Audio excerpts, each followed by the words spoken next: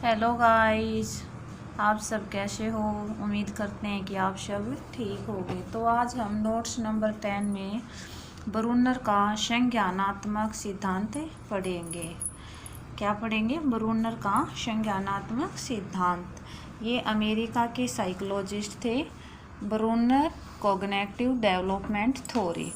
Brunner का जो संज्ञानात्मक सिद्धांत है उसको आधुनिक संज्ञानात्मक सिद्धांत, खोजपूर्ण अधिगम सिद्धांत, संज्ञानात्मक अधिगम सिद्धांत भी कहते हैं।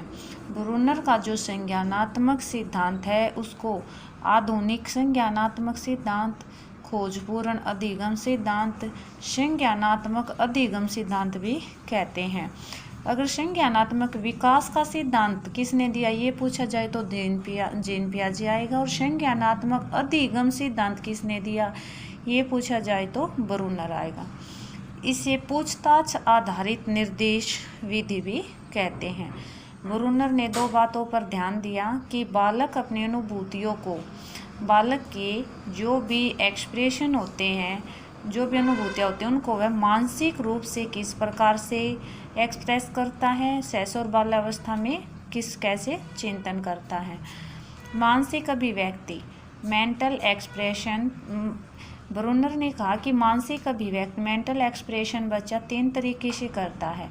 दृश्य प्रतिमा, जो दृश्य प्रतिमा आइकॉनिक मोड होता है, ये पियाजे की जो पूर्व संक्रियात्मक अवस्था है उससे मिलती जुलती अवस्था दृश्य प्रतिमा। बालक मन में कुछ इमेज बनाकर प्रकट करता है और प्रत्यक्षीकरण के माध्यम से सीखता। दृश्य प्रतिमा क्या होता है? बच्चा अपने मन में कुछ जो तस्वीर होती है उसको, इसमें बच्चा क्या होता है कि इमेज बनाकर, इमेज के माध्यम से सीखता है। जैसे एप्पल ही है तो पहले उसके दिमाग में एप्पल की इमेज उभरती है कि उसको पता लगता है कि भाई ये एप्पल है, तो उसके दिमाग में स्पष्ट हो जाती है कि ये एप्पल ही है। तो ये बच्चा है जो इसमें इमेज के माध्यम से सीखता है। इसका टाइम पीरियड होता है 2 से 6 वर्ष। 2 से जो दृश्य प्रतिमा होती है इसका टाइम पीरियड कितना होता है? 1.5 से 6 वर्ष तक, 1.5 वर्ष से लेकर 6 वर्ष। सांकेतिक विधि, सिंबॉलिक मोड, जो सांकेतिक विधि होती है इसका टाइम पीरियड होता है 6 से 7 वर्ष। बच्चा जो भी उसकी अनुभूतियाँ होती हैं उसको भाषा के माध्यम से भी व्यक्त करता है। जो भी उसके इमोशन होते हैं उसको किसके माध्यम से व्यक्त करता है? भाषा के माध्यम से। अनुभव को शब्दों में व्यक्त करने की क्षमता विकसित हो जाती है। 2 से 6 से 7 वर्ष की आयु का जो बच्चा होता है उसके जो भी शब्द होते हैं उनको व्यक्त करने की क्षमता है, योग्यता उनके अंदर विकसित हो जाती है। जो सांकेतिक विधि होती है उसमें बच्चा है जो अपने विचार भाषा के माध्यम से व्यक्त करने लगता है। सक्रियता विधि, ये जन्म से 1.5 वर्ष तक का टाइम पीरियड होता है इसका। शिशु अपनी अनुभूतियों को शब्दहीन क्रियाओं से भी व्यक्त करता है। इस एज में 0 से जो 1.5 वर्ष का जो टाइम पीरियड होता है उसके बीच बच्चा अपने जो एक्सप्रेशन होते हैं उनको एक्टिविटी के माध्यम से व्यक्त करता है। जैसे भूख लगने पर रो रो कर अभिव्यक्ति करना, हाथ पैर हिलाना, वस्तु को पकड़ना। इस विधि में बच्चा है जो उद्दीपन, जैसे भूख लगने पर भूखी मैं भूखा हूँ, भूख के लिए वो अनुक्रिया कर रहा है, रो रहा है, तो इसको एसआर थ्योरी के संबंध को भी दर्शाती है। जो सक्रियता विधि होती है वो एसआर संबंध को भी दर्शाती है। जो ब्रूनर है उसने मानसिक अभिव्यक्ति के 3 तरीके बताए हैं कि बच्चा 3 तरीके से मानसिक अभिव्यक्ति करता है। सक्रियता विधि, अनएक्टिव मोड, इसमें बच्चा एक्टिव नहीं होता, वो शब्दहीन क्रियाओं से एक्टिविटी के द्वारा अपनी जो भी एक्सप्रेशन होते हैं उनको अभिव्यक्त करता है। जैसे भूखा होने पर रो रो कर अभिव्यक्ति करना। सेकेंड है दृश्य प्रतिमा, आइकॉनिक मोड, इसमें कुछ इमेज के माध्यम से बच्चा इमेज बनाकर उसके माध्यम से सीखता है। सांकेतिक विधि, सांकेतिक विधि में बच्चा जो अपने अनुभूतियों को शब्दों के भाषा के माध्यम से अभिव्यक्त करने लगता है। ब्रूनर का जो सिद्धांत है वो विषय की संरचना पर जोर देता है। ब्रूनर का मानना है कि बच्चा है जो उसको सबसे पहले कंसेप्ट का, नियम का और विधियों का ज्ञान होना चाहिए। संबद्धता का महत्व, विद्यार्थी को जो कुछ भी सिखाया जाता है उसका व्यक्ति और समाज दोनों से ही संबंध होना चाहिए। तत्परता, रेडीनेस, बच्चों के अनुसार पाठ्यक्रम तैयार करना चाहिए। अंतर्दर्शी चिंतन और विश्लेषणात्मक चिंतन, ब्रूनर के अनुसार शिक्षा और अधिगम की जो प्रक्रिया है उसमें अंतर्दर्शी चिंतन का अधिक महत्व होता है। अंतर्दर्शी चिंतन वह होता है जब व्यक्ति अपने मन मस्तिष्क से किसी समस्या का समाधान सीधे करता है।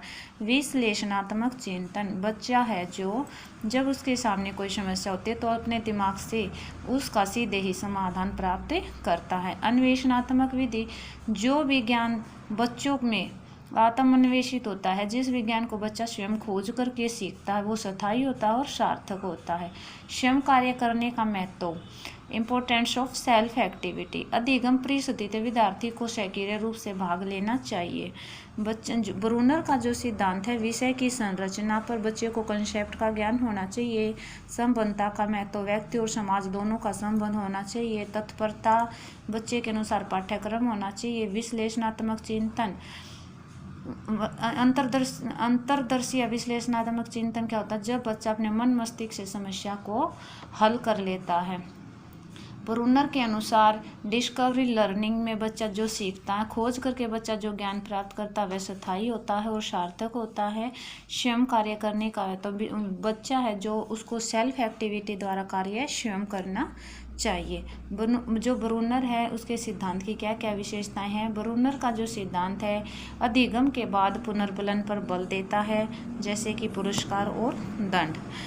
शिक्षा द्वारा बच्चे में व्यक्तिक और सामाजिक गुणों का विकास किया जा सकता है। यह सिद्धांत बच्चे के पूर्व अनुभव और नए विषय वस्तु में समन्वय के लिए अनुकूल वातावरण तैयार करता है।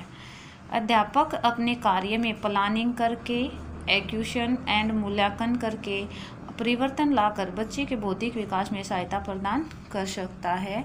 कि बच्चा है जो अध्यापक है उसको जो पाठ्यक्रम है वो बच्चे के अकॉर्डिंग पाठ्यक्रम में बच्चों के अनुसार तैयार करना चाहिए, ये ब्रूनर का मानना है। और व्यक्ति और समाज दोनों में संबंध को दर्शाना चाहिए। पाठ्यक्रम है जो उसमें क्रियान्वयन, प्लानिंग और मूल्यांकन होना चाहिए, इसमें परिवर्तन करके बच्चों का विकास कर सकता है। जो स्पाइरल कैरिकुलम होता है, स्पाइरल कैरिकुलम वर्तुलाकार पाठ्यचर्या, स्पाइरल कैरिकुलम किसने दिया था? ब्रूनर ने दिया था। स्कैफोल्डिंग शब्द ब्रूनर ने दिया था और इस पर काम वाइगोट्स्की ने किया था। तो जो हमने कल वाइगोट्स्की का सामाजिक सांस्कृतिक विकास का सिद्धांत पढ़ा था, हमने उसमें स्कैफोल्डिंग पर काम तो वाइगोट्स्की ने किया था और स्कैफोल्डिंग शब्द किसने दिया था? ब्रूनर ने दिया था। तो आज हमने ब्रूनर का संज्ञानात्मक विकास का सिद्धांत पढ़ा है, जिसको आधुनिक संज्ञानात्मक सिद्धांत, खोजपूर्ण अधिगम सिद्धांत और संज्ञानात्मक अधिगम सिद्धांत भी कहते हैं। ब्रूनर ने 2 बातों पर ध्यान दिया है। जो बच्चे मानसिक अभिव्यक्ति करते हैं वो 3 तरीके से करते हैं: दृश्य प्रतिमा, इमेज बनाकर, सांकेतिक विधि भाषा के माध्यम से और सक्रियता विधि क्रियाओं के द्वारा अभिव्यक्ति करते हैं। ब्रूनर का सिद्धांत विषय की संरचना, संबंधता, तत्परता, विश्लेषणात्मक चिंतन और अन्वेषणात्मक विधि और स्वयं कार्य करने के महत्व पर जोर देता है। स्पाइरल कैरिकुलम ब्रूनर ने दिया था और स्कैफोल्डिंग शब्द भी ब्रूनर ने दिया था। अगर आपको वीडियो अच्छी लगे तो इसे लाइक करना, शेयर करना और सब्सक्राइब करना। Thanks for watching.